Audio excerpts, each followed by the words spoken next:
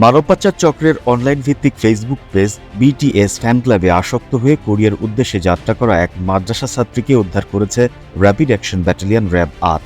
রোববার ৮ই সেপ্টেম্বর সন্ধ্যা ৬টার দিকে রাজধানী ঢাকার আজিমপুর থেকে মেয়েটিকে উদ্ধার করা হয়। কোরিয়ান বিভিন্ন আইডি, সেই কোরিয়ান ছবি ছিল সেখানে এবং কোরিয়ান নামে ছিল সেই আইডি গুলো। তো মেয়েটি বিভিন্ন সময় তাদের সাথে কথা বলার চেষ্টা করেছে এবং তারা কোরিয়ান ভাষায় রিপ্লাইও দিয়েছে। তো এ থেকে আমরা মনে করতে পারি যে সে বিটিএস এর সাথে সম্পর্ক রয়েছে তার।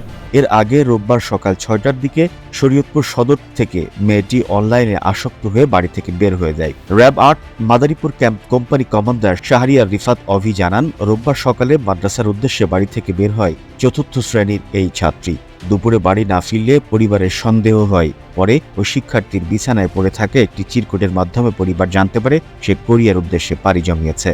তার যে চিরকুটটি আমরা পেয়েছি সেখানে লেখা আছে, তার মেয়েটি নিজের হাতের লেখা, যে সে মেয়েটি বিটিএস কে পছন্দ করে এবং তার মার কাছে সে ক্ষমা চেয়েছে। বিটিএস এর সাথে সে চলে যাবে, ঢাকায় গিয়ে বিটিএস কে বিয়ে করবে বলে আমরা তার চিরকুট থেকে জানতে পারি। এরপর মেয়েটির পরিবার থেকে শরীয়তপুর পালং থানায় নিখোঁজ মর্মে একটি সাধারণ ডায়েরি করা হয়। বিষয়টি র্যাব ৮ মাদারীপুর ক্যাম্পে অবগত করলে উদ্ধারে নামে র্যাব সদস্যরা। পরে তথ্য প্রযুক্তির সহায়তায় সন্ধ্যা ৬টার দিকে রাজধানী ঢাকার আজিমপুর থেকে মেয়েটিকে উদ্ধার করা হয়। এ সময় র্যাবের উপস্থিতি টের পেয়ে পালিয়ে যায় মানব পাচারকারী চক্রের সদস্যরা।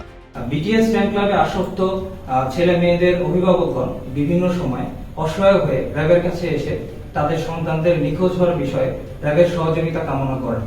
মূলত বিটিএস এর বিভিন্ন ছবি ব্যবহার করে বাংলাদেশে বসবাসকারী বিভিন্ন সুযোগ সন্ধানী চক্র উঠতি বয়সী ছেলে মেয়েদের আবেগের বশবর্তী করে তাদের মানব পাচারের মতো জঘন্যতম অপরাধের সাথে লিপ্ত হয়।